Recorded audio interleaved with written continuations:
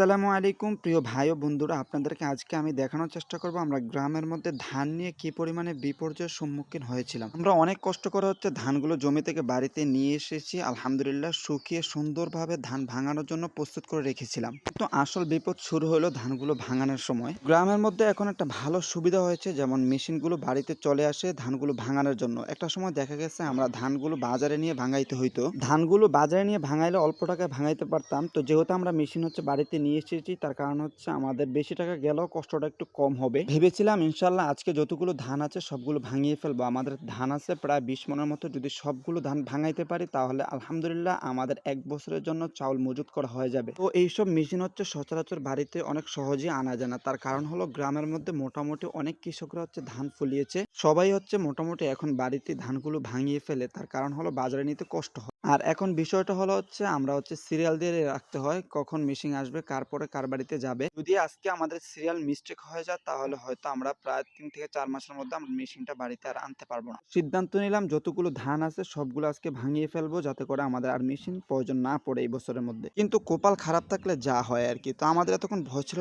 কখন জানি বৃষ্টি নেমে আসে, ওই ভয়টা ভিতরে অনেক কাজ করতেছিল। তো সমস্যা হলো আরেকটা, আমরা যেহেতু বাড়িতে মেশিন নিয়ে এসেছিলাম আর মেশিনটাতে একটু সমস্যা ছিল, সেটা আমাদের জানা ছিল না। তো প্রায় আমরা 10 কেজির মতো চাউল ভাঙিয়েছিলাম। তো এরপরে মেশিনটা নষ্ট হয়ে যায়। মেশিনের সর্বপ্রথম সমস্যাটা হয়েছিল মেশিনের জালির মধ্যে, যেই জায়গা দিয়ে আমাদের ধানগুলো যে চাউল হয়ে বের হয়, ওই জায়গাটাতে সর্বপ্রথম সমস্যা হয়। সর্বপ্রথম আমরা ওই জায়গাটা খুলে ফেলি এবং অনেকভাবে ট্রাই করি যাতে করে ওই জালিটা ঠিক হয়ে যায়। তো মোটামুটি অনেকভাবে ট্রাই করার পর বলতেছিল ড্রাইভার সাহেব যে জালিটা ঠিক হয়ে গেছে, এখন হয়তো মেশিন দিয়ে ধানগুলো ভাঙানো যাবে।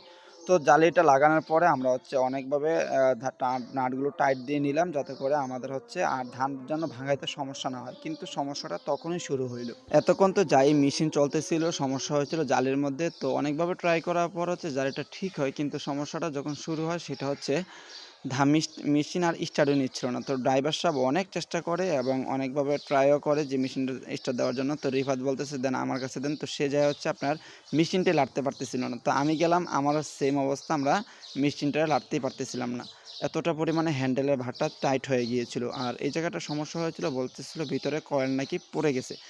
তো উনি অনেকভাবে ট্রাই করে, অনেক চেষ্টা করে, কিন্তু কোনোভাবেই কাজ হচ্ছিল না। তো বলতেছিলাম আমাদের কপালটা হয়তো ওই দিন খারাপ ছিল।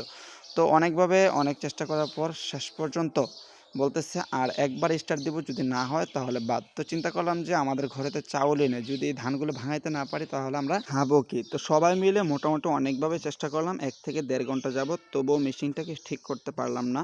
তো শেষ পর্যন্ত বাধ্য হয়ে যতগুলো আমাদের ধান ভাঙানো হয়েছিল ওইগুলো নিয়ে আমরা শান্ত ছিলাম।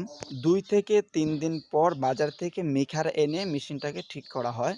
তো আমরা আজকে চিন্তা করলাম যে কোনোভাবে আজকে আমরা হাল ছাড়বো না, আমরা যত কিছুই হোক আমরা ধানগুলো ভাঙিয়ে ফেলবো।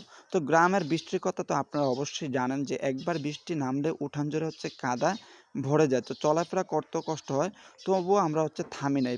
কাদা পানি আর বাতাসের মাঝেও আমরা ধারায় ধারায় ধানগুলো ভাঙাইতেছিলাম, কারণ আমাদের ঘরে এখন বর্তমানে চাউল নাই। এই ধানগুলো না ভাঙাইতে পারলে আমাদের খাওয়া দাওয়া অনিশ্চিত হয়ে যাবে। আমরা চিন্তা করলাম আজকে ঝড় নামুক আর বৃষ্টি নামুক, যেটাই নামুক, আমরা হাল ছাড়তে রাজি নাই। তো শেষ পর্যন্ত ধানগুলো ভাঙাইতে পারছি। তো এই কষ্টের পিছনে আমাদের সবার একটাই আশা, পরিবারটা যেন একটু ভালো থাকে। সবাই আমাদের জন্য দোয়া করবেন আর আপনারাও চেষ্টা করবেন নিজের পরিশ্রমে হাল না ছাড়ার জন্য। তো জীবনে কষ্ট আসবেই, কিন্তু ধৈর্য আর চেষ্টা থাকলে ইনশাল্লাহ সাফল্য আসবেই। আল্লাহ হাফেজ। আসসালামু আলাইকুম ওয়া রাহমাতুল্লাহি ওয়া বারাকাতুহু।